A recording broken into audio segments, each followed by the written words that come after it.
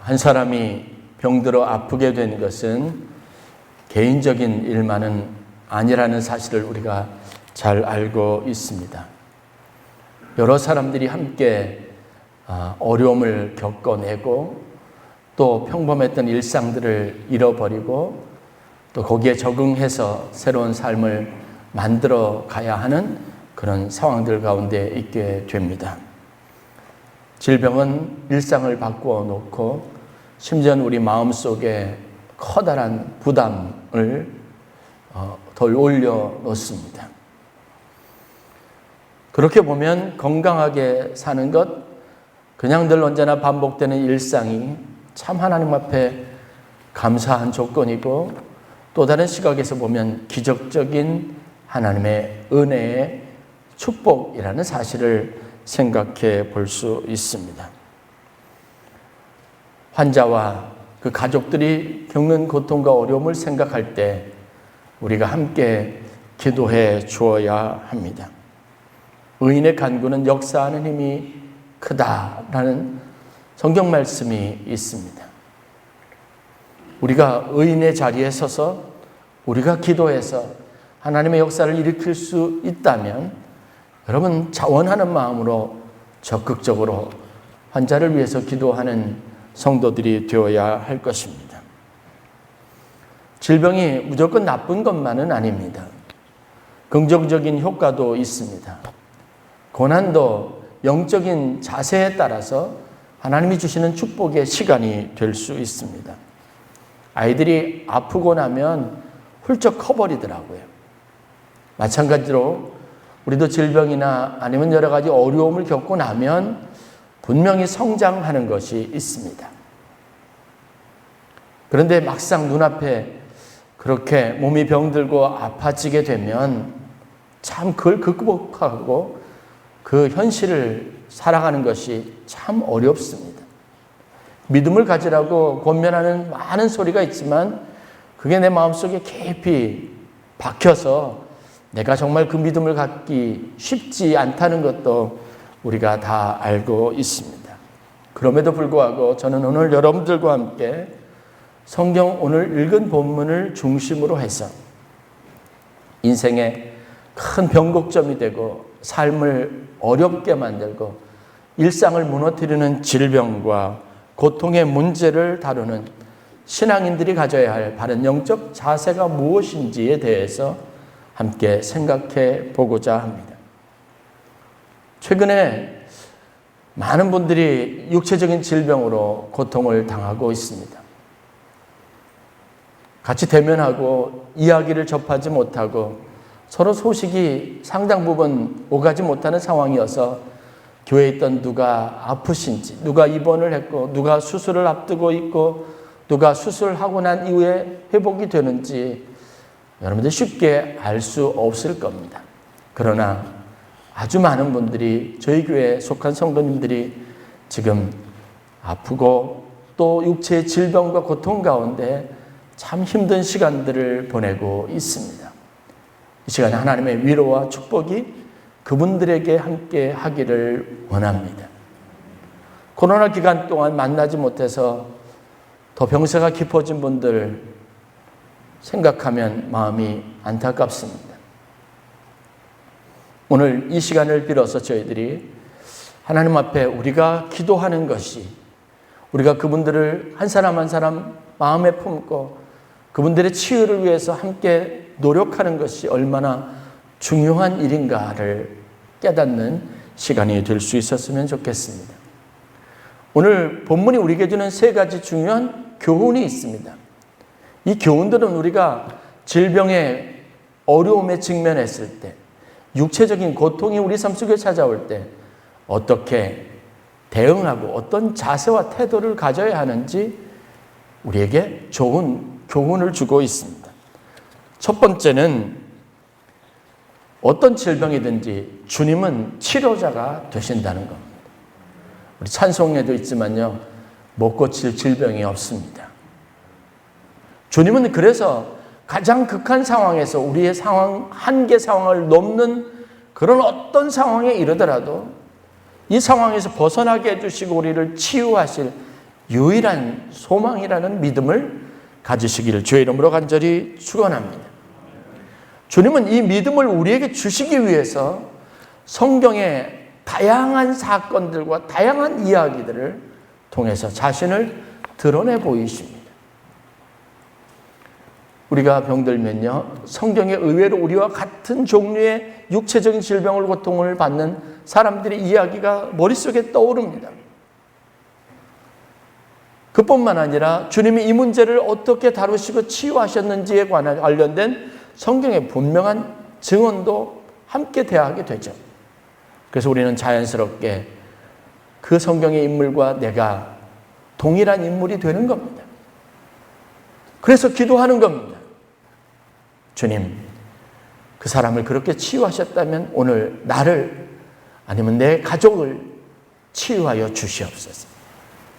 이 믿음으로 우리가 무장해서 하나님 앞에 도움을 얻고 구하는 것을 하나님이 기뻐하신다는 것을 알아야 합니다. 우리가 오늘 본문이 기록된 마가복음에 대해서 한 가지 이해하고 넘어가야 될 사실이 있습니다. 마가는 예수님의 제자입니다. 예수님 생존 시 함께했던 제자가 아니라 사도 바울의 동역자였던 사람이고 예수님에 대해서 들었고 또는 보았던 사람이기도 합니다. 이때 교회 공동체, 신앙 공동체 믿는 사람들에게 큰 박해가 있었습니다. 많은 신앙인들이 어려움을 당하고 고통스러워하고 믿는다는 것에 대해서 자신들의 선택에 대해서 후회하는 그런 모습들도 보였습니다. 어려운 시간들을 다 잘 넘겼으면 하는 바람이 있었습니다. 그래서 그가 예수님의 생애를 다루었습니다. 그것을 기록하였습니다. 그리고 예수님이 어떤 분인지를 많은 사람들이 될 수 있으면 알게 하고 싶었습니다. 우리가 마치 은혜를 체험하고 나면 은혜를 알지 못해서 고통 가운데 있는 사람에게 어떻게 해서든지 내가 경험한 하나님을 소개하고 싶었던 마음, 그 간절함이 마가에게도 있었던 겁니다. 예수님이 누구신가? 그는 우리의 인생의 유일한 소망이 되시고 참 하나님의 능력이시고 하나님의 아들이시다는 것을 전하고 싶었습니다. 그래서 다그는 복음서에는 예수님이 언제 태어나시고 어떤 계시를 받고 이 땅에 태어나셨으며 어떤 과정, 성장 과정을 가지고 그의 사역은 어떻게 진행되었는지를 소개하는 목적에서 쓰여졌다면 마가복음에는 그런 모든 것들이 다 생략되어 있고 예수님의 기적과 능력이 그것을 중심으로 소개되어져 있습니다. 그래서 마가복음 1장을 거쳐서 2장에 바로 예수님의 첫 번째 기적, 두 번째 기적, 세 번째 기적이 나란히 소개되어져 있습니다.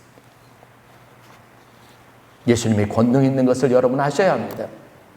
그분이 우리 삶에 어떤 능력이 되시는지 알아야 합니다.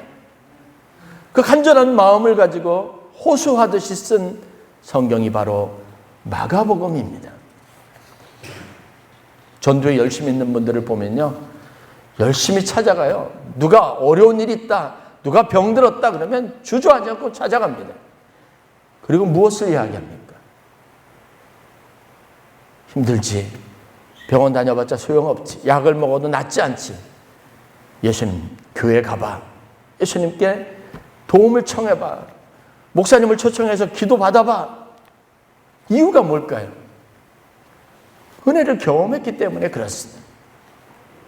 또 한 가지, 우리가 아는 것처럼 세상의 모든 소망이 다 사라지고 우리가 기대할 수 있는 유일한 소망이 바로 주님이 되시기 때문에 그렇습니다.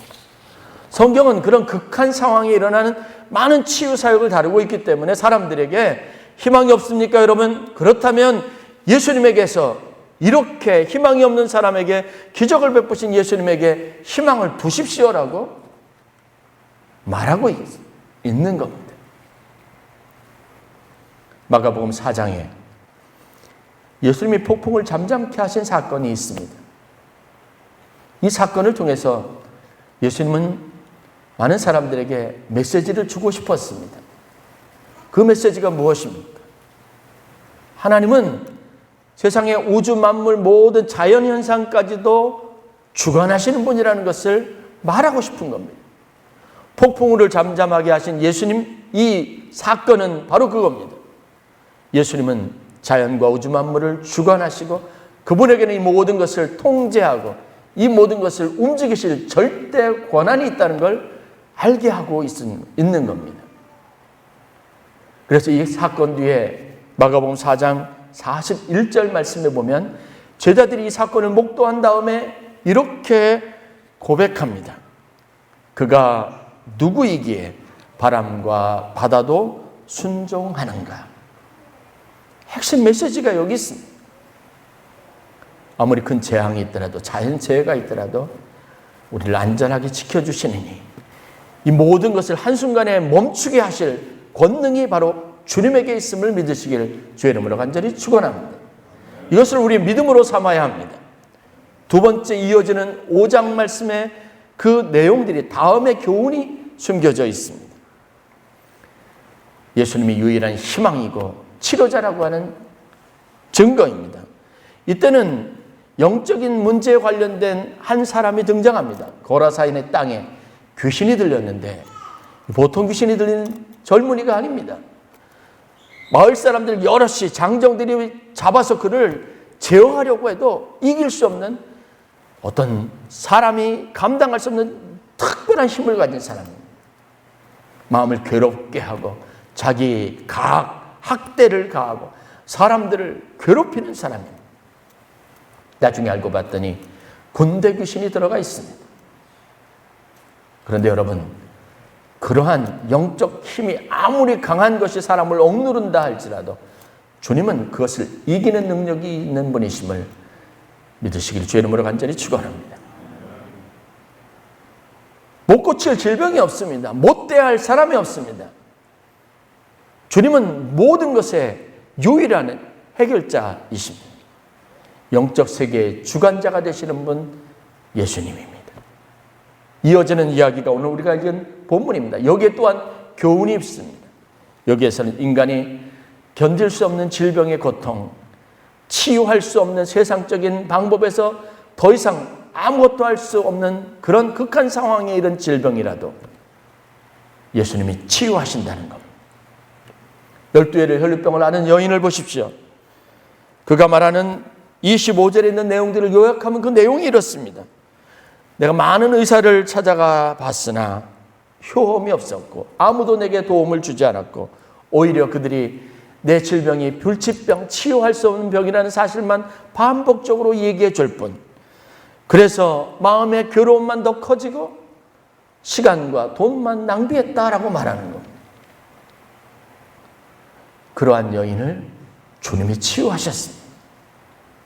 뿐만 아니라 죽은 자를 살리시는 이가 예수님이십니다.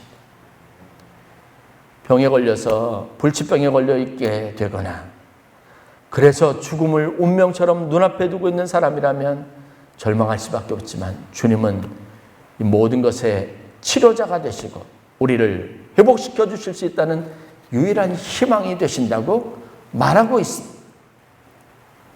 우주 만물을 주관하시는 주님, 영적 세계의 주권자이신 주님, 사람이 가지고 있는 육체의 모든 병을 치유하시고 심지어는 죽음에서부터도 우리 다시 일으키실 수 있는 주님을 소개하고 있습니다. 이 주님을 믿으시기를 바랍니다. 두 번째 우리에게 주는 영적인 교훈, 우리가 가져야 될 자세는요, 이런 주님을 믿고 절대적으로 신뢰하고 주님께만 도움을 청해야 합니다. 아는 것에만 그치지 말고 여러분, 우리 삶에 그 주님이 참된 능력이 되도록 여러분들 적극적으로 간절한 마음으로 주님께 나아가야 한다는 겁니다. 주님이 이것을 기뻐하십니다. 그리고 주님은 언제나 누구에게나 도움이 되기를 원하십니다. 사실 질병이라는 게 우리가 얼마나 연약한지를 확인시켜 주지 않습니까? 내가 얼마나, 내 인생이 얼마나 덧없는지를 알게 해줍니다. 무기력감에 빠지고 그리고 허탈해하고 모든 것을 다 귀찮게 여기고 그동안 삶에 중요하게 여겼던 자기 삶의 목적을 잃어버리고 방황하고 그냥 주저앉아 있는 사람들이 참 많이 있습니다. 제가 알고 있는 집사님 한 분이 호련단신이 그냥 건축 일을 시작해가지고 나중에 중견 건설업체를 이루신 분이 있습니다. 얼마나 열심히 일을 했는지 몰라요. 그냥 평범해 보이시는 분인데 이분이 나중에 알고 보니까 건설업계에서 그래도 상당 부분 중상위권에 랭크되는 그런 건설회사를 운영하시는 분이더라고요. 그냥 회장님 그러니까 주위에 있는 분들이 그냥 인사말로 하는 줄 알았습니다. 그런데 알고 보니까 누구나 다 알 수 있는 건설업체 사장님이시고 여러 직원들을 거느리고 있는 겁니다. 당시 50대에 그래도 이런 큰 건설업체 회장이 된다는 건 대단한 일입니다. 가족들이 늘 불평이 많아요. 제가 그거 기억합니다. 이유는 뭐냐면 일에 미쳐 사는 거예요. 그런데 여러분 그렇지 않으면 그런 일을 이룰 수가 없는 거죠. 그러니까 이분은 가족들이 그걸 몰라주는 것에 대해서 참 원망스러워 하시더라고요. 근데 나중에 이분의 딸이 있었는데 큰딸이 불치병이라고 알려졌는 백혈병에 걸립니다. 12살 초등학교 6학년 되는 아이였습니다. 죄책감에 이 아이를 살려보겠다고 그렇게 애지중지하고 모든 걸 다 쏟아부었던 워커홀릭, 일벌레 중독이 되었던 이분도요. 그 딸이 병에 걸려서 죽게 되니까 무기력감에 빠져서 아무것도 하지 못하더라고요. 회사도 나가지 않습니다. 결국은 그 회사가 도산하고 말았습니다. 우리가 남의 고통, 남이 아픈 거, 병에 걸려서 그렇게 누워있는 것을 결코 가볍게 여기지 않아야 될 이유가 여기 있습니다. 그것은 한 사람의 일상을 바꾸고 그 사람의 일궈놓던 모든 과거의 모든 업적을 다 의미 없게 할 만큼 심각한 문제라는 것을 인식할 수 있어야 합니다. 그렇다면 여러분, 그러한 것으로부터 그를 일으켜 주실 유일한 도움이 주님이시라는 것을 우리가 안다면 적극적으로 간절한 마음으로 주님 앞에 나아가서 도움을 구하는 것이 우리의 신앙인의 태도가 되어야 될 줄로 믿습니다. 질병이 무서운 이유가 뭔지 아십니까? 그것이 육체에 가하는 고통보다 아픔보다 마음을 병들게 하고 삶을 무너뜨릴 만큼 영적으로 심각한 타격을 가하기 때문에 무겁습니다. 여기에서 견뎌낼 자가 없습니다. 누군가가 옆에서 도와줄 수 있어야 합니다. 성경은 이러한 상황 가운데 유일한 한 가지 방법을 제시하는데 그것이 뭐냐면 아무리 그런 상황 가운데 있더라도 주님을 만나야 한다는 사실을 지속적으로 말하고 있습니다. 세상에 예수님 공생의 당시에 수없이 많은 병든 사람이 있었습니다. 고통받는 사람이 있었습니다. 그러나 주님께 나아가서 도움을 구한 사람이 치유를 받았다는 것을 알아야 합니다. 이런 간절함을 가진 사람은 주님을 붙잡습니다. 가던 주님의 발걸음을 멈추게 합니다. 주님의 관심을 이끌어냅니다. 그리고 주님의 마음을 움직여서 손을 대게도 하고 침을 뱉고 흙을 이겨서 눈에 바르게도 하고 그리고 믿음으로 선언하게도 하는 겁니다. 우리가 잘 아는 말씀, 우리를 격려하는 말씀이 있습니다. 너는 내게 부르짖으라 내가 내게 응답하겠고 내가 알지 못하는 크고 비밀한 일을 내게 보이리라. 이 말씀을 믿으셔야 합니다. 절박함이 오늘 어떤 결과를 일으켰는지 성경이 그 극적인 효과를 더 극대화시키기 위해서 마가는 여기에 두 등장인물을 등장시킵니다. 한 사람은 가버나움 동네 회당장인 야이로라는 사람이고 다른 한 사람은 혈루증을 12해 동안 앓았던 여인입니다. 이 둘은 나름대로 재정적인 재력가 있던 사람, 사회적으로 어떤 신분을 유지하고 있고 사람들의 존경을 받는 사람이었다는 유추를 해볼 수 있습니다. 병원 의사들을 찾아가면서 돈을 낭비했다고 말할 정도로 돈이 있는 사람입니다. 그런데 이런 사람들이 자신의 질병의 문제, 그 절박한 상황에 이르니까 자기가 자존심처럼 여겼던 것, 중요하게 여겼던 것들을 여러분 아무 소용 없게 여기고 그것도 가치 없게 여기고 주님 앞에 결사적으로 무릎을 꿇지 않습니다.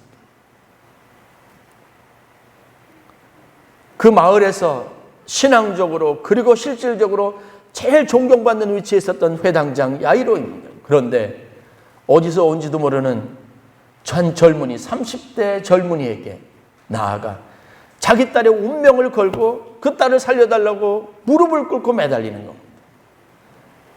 그것도 은밀하게 되어진 일이 아니라 성경에 보면 큰 무리들이 함께 있었고 많은 사람들이 보는데 자신이 창피한지 부끄러운지 그런 걸 생각하지 않고 내가 어떤 사람이었는지 생각하지 않고 결사적으로 매달린 겁니다. 혈루증을 앓는 여인도 마찬가지입니다. 사람들을 뚫습니다. 혈루증이라고 하는 것은 하나님의 저주를 받았다고 여겨지는 심판처럼 여겨졌던 사람들이 멸시하고 사람들이 가까이 하지 않고 근처에 있기를 꺼리는 병입니다. 사람들이 막아서고 거절하고 욕하는 그 저항들을 뚫고 주님 앞에 나아가 주님의 옷가지에 손을 댄 겁니다. 간절함은 병을 치유하고 주님의 역사를 일으키는 데 있어서 굉장히 중요한 역할을 감당합니다. 이 간절함이 역사를 일으키는 힘이 된다는 사실을 우리가 배울 수 있습니다. 그리고 마지막 세 번째, 우리가 가장 중요하게 여겨야 될 교훈이 한 가지 있습니다. 제가 오늘 여러분들과 함께 나누고 싶은 핵심이 바로 여기 있습니다.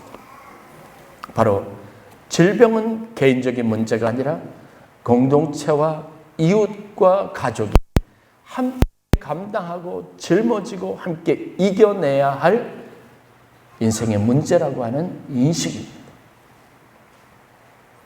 주님은 이것을 기뻐하시고 주님은 이것을 우리에게 적극적으로 격려하십니다. 이웃을 사랑하라는 이 계명은 단순히 추상적이고 모호한 계명이 아닙니다.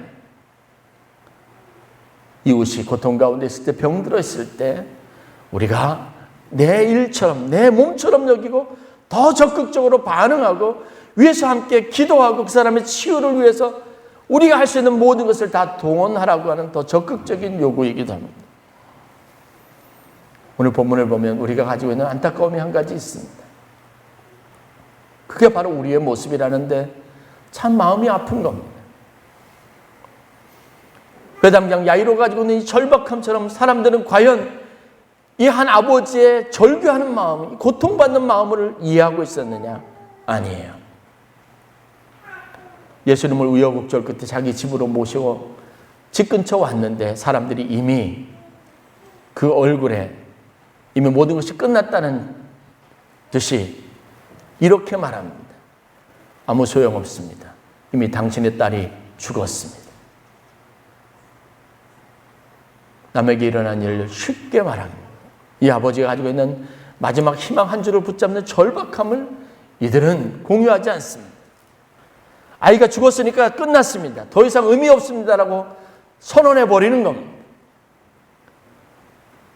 이때 주님께서 의미 있는 것으로 그들에게 말하고 야이로에게 말한 것, 그 메시지를 우리는 분명히 기억합니다. 아니라 아이가 죽은 것이 아니라 잔다라고 말씀하셨습니다.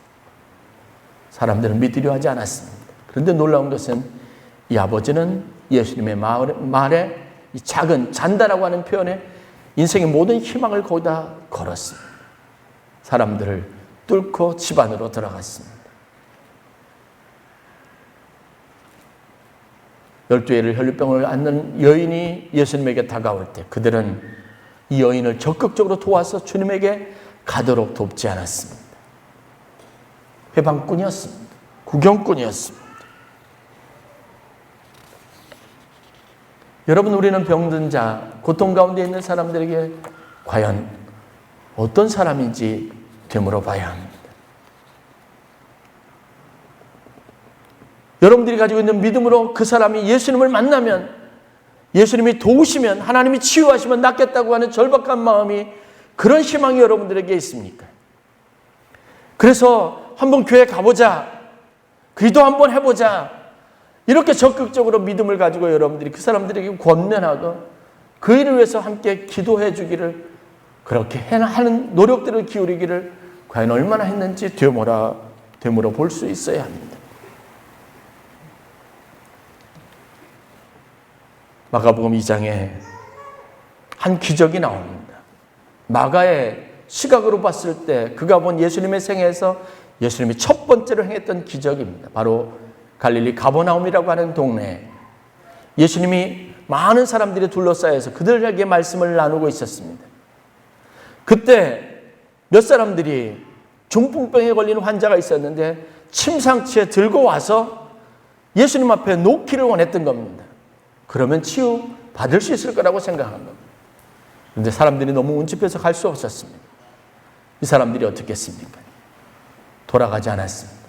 더 적극적으로 더 큰 열심을 냈습니다. 그래서 지붕을 뜯어서 예수님이 바로 앞에 그 환자를 데려다 놨습니다. 이것은 여러분 예수 믿는 우리들이 해야 할 일입니다. 야고보 사도가 행함과 믿음에 관련돼서 어떤 강조를 했는지 여러분 잘 알 겁니다. 믿음이 있습니까 여러분? 그렇다면 행함이 있는 게 당연한 거죠. 만약에 여러분들이 믿음이 있다고 하고 행하는 것이 없다면 그것은 믿음이 아닙니다라고 말합니다. 여러 믿음과 행함의 중요성에 대해서 이야기하고 상관관계에 대해서 이야기하던 야고보가 마지막에 편지를 마무리하면서 이렇게 교회와 성도들에게 권면합니다.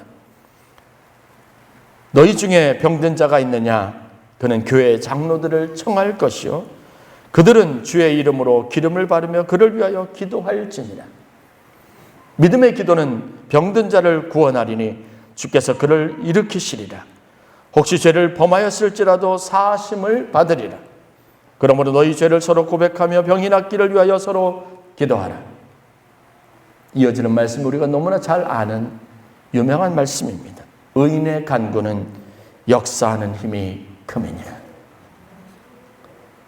이 말씀은 바로 성도들에게 주는 기도하라고 하는, 적극적으로 간절히 병든 자를 위해서, 죄를 지은 자를 위해서 기도하라고 요청하는 간절한 간곡한 외침이었습니다.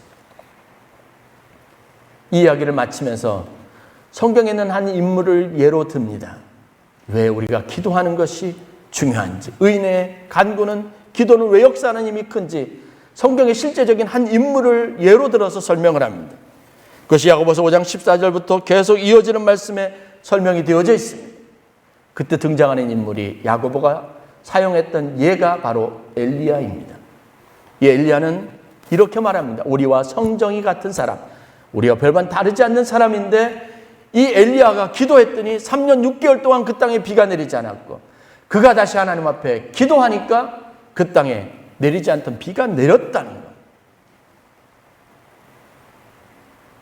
여러분이 그런 능력 있는 주님의 종들이 될 수 있다. 야고보가 말하고 있습니다. 여기서 말하는 장로들은 누구입니까? 아픈 사람들이 적극적으로 기도를 요청하고 기도해달라고 요청이 되는 장로가 누구입니까? 단순히 교회의 장로들이라고 하는 직분을 가진 사람들도 있겠지만 여기 야고보 사도가 말하는 것은 교회에서 연륜을 가지고 신앙적인 믿음을 가지고 하나님을 경험하고 누군가에게 살아계신 하나님을 증거할 수 있는 믿음 있는 사람들, 성숙한 믿음 있는 사람들, 하나님의 은혜를 경험한 사람들이라면 그들에게 도움을 요청하라는 겁니다. 그러면 그들이 여러분을 위해서, 여러분의 병든 아픈 몸을 위해서 기도해 줄 것이라는 겁니다. 그들이 의인입니다. 하나님을 믿는 사람들입니다. 그들이 기도해서 우리의 병이 낫고 저 성도의 병이 나을 수 있다라고 권면하고 있습니다.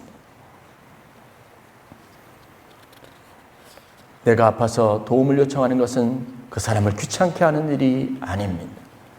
하나님의 교회, 하나님의 믿음의 공동체에서 하나님 보기를 원하시는 아름다운 모습입니다. 그것을 위해서 하나님께서 교회에 믿음 있는 자들을 세우시고 신앙적인 영적 체험을 가진 사람들을 세웠습니다. 신령한 자를 두게 하신 이유가 바로 거기 있습니다. 어떤 사람은 병에 치유를 주신 것도, 기적과 같은 치유의 은사를 주신 것도 바로 여기에 있습니다. 그 사람을 적극적으로 활용하라는 겁니다. 그 사람의 믿음을 활용하라는 겁니다. 자신의 기도가 우선되어야 하지만 여러분, 아픈 사람이 있습니까? 적극적으로 믿음 있는 사람들이 기도를 요청해야 해요. 저를 좀 괴롭혀 보세요. 저한테 민폐를 끼치고 목사님을 귀찮게 하는 일이 아닙니다. 저희 교회 원로 목사님도 계시고 최기영 목사님도 계시고 목회자들이 많습니다. 훌륭하신 장로님들, 권사님들이 있습니다. 그분들이 인생을 살아가면서 병을 치유하시고 깨끗게 하시고 오늘 여기까지 있게 하셨던 하나님의 은혜가 다 모든 사람들의 삶 속에 있습니다. 그분들에게 도움을 청하세요.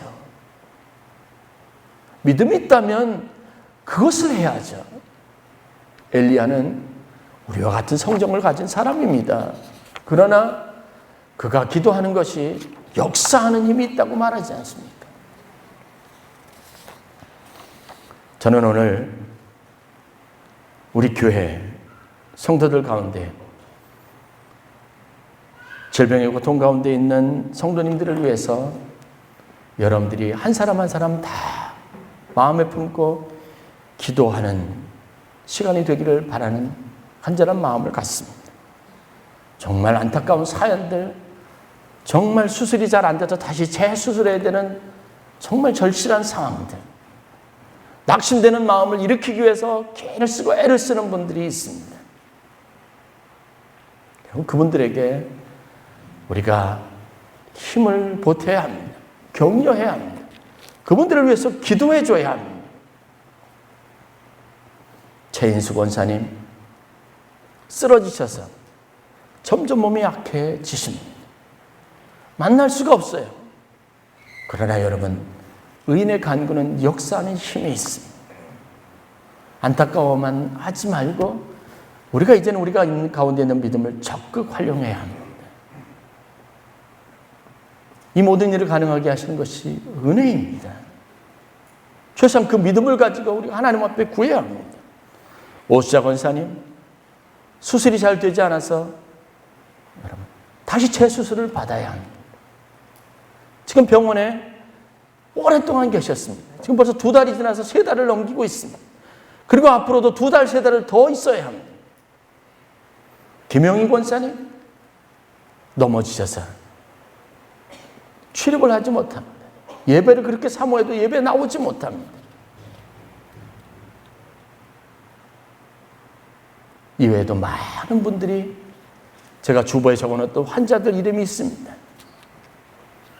이제 우리는 이분들의 인생, 그분들의 절망, 그분들이 가지고 있는 삶의 모든 고통과 아픔을 같이 하는 공동체가 되어야 합니다.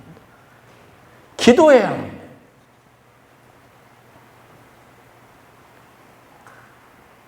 찬양을 우리 함께 부르고 함께 우리가 다 같이 마음을 합해서 오늘은 환자, 병든 분들을 위해서 치유를 위해서 함께 기도했으면 좋겠습니다. 오수자 권사님이 지난 주간에 통화를 했는데 이런 말씀을 하시더라고요. 연골 때문에 관절 수술을 이제 양쪽 다리를 하신 거예요. 그런데 한쪽은 잘 아무런데 한쪽이 잘 아무 회복이 안 돼서 그 연골을 다 다시 걷어내고 고정시키고 이제 다시 수술을 또 해야 합니다. 힘이 드니까, 낙심이 되니까 전화를 드려도 받질 않아요. 어렵게 몇 번을 반복해서 전화하니까 통화를 하셔요. 이런 얘기를 하시더라고요. 목사님 힘든데 제가 어떻게 위로를 받는지 아십니까? 병원에 들어갈 때 저희 교회 수건을 가지고 가셨대요. 수건에 기독교 대한감리 아멘교회 이동성 목사.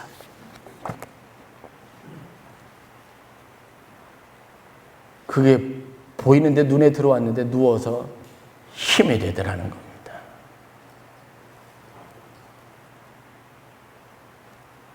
하나님만이 도움이십니다. 그것은 특정한 분들께만 아니고 바로 오늘 우리에게도 동일한 겁니다. 제가 지난번에 여러분들과 함께 불렀던 찬양이 있습니다. 은혜. 내가 누려왔던 모든 것들이, 내가 지나왔던 모든 시간이, 내가 걸어왔던 모든 순간이 당연한 것이 아니라 은혜였습니다. 하나님의 은혜를 간절히 사모하는 마음으로 우리 함께 찬양하시고 이 시간 우리 교회에 있는 환우들을 위해서 함께 간절한 마음으로 그 어느 순간에도 가져보지 못했던 간절함으로 함께 찬송하고 기도하는 시간을 갖도록 하겠습니다.